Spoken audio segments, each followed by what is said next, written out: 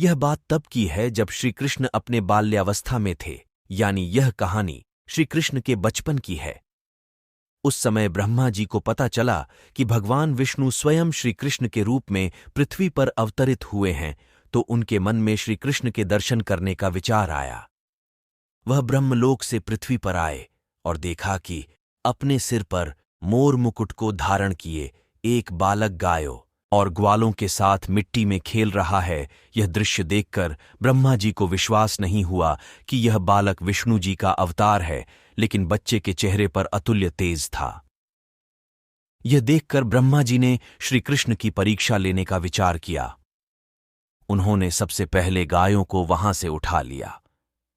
फिर जब श्री कृष्ण गायों को देखने के लिए गए तो उन्होंने वहां खेल रहे ग्वालों को भी उठा लिया और अपने साथ ब्रह्मलोक ले गए।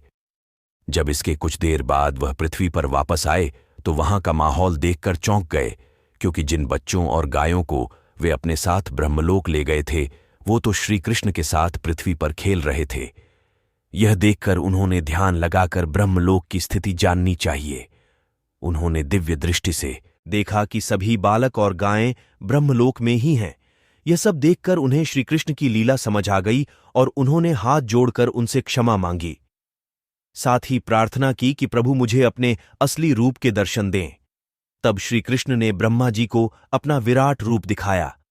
श्री कृष्ण के उस रूप के दर्शन करने के लिए ब्रह्मा में कुछ 3 सिर के, कुछ 4 सिर के, तो कुछ 100 सिर के थे। अपने अलावा अन्य ब्रह्मा को देखकर ब्रह्मदेव ने श्री कृष्ण के विराट रूप से पूछा कि प्रभु यह कैसी लीला है आपकी। इस पर उन्होंने कहा कि हे ब्रह्मदेव, इस जगत में केवल आप ही एक ब्रह्मा नहीं हैं।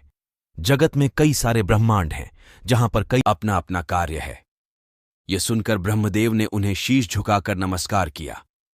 इसी तरह की अलौकिक जानकारी के लिए हमारे चैनल कृष्णा शिवम को सब्सक्राइब, लाइक और शेयर जरूर करें।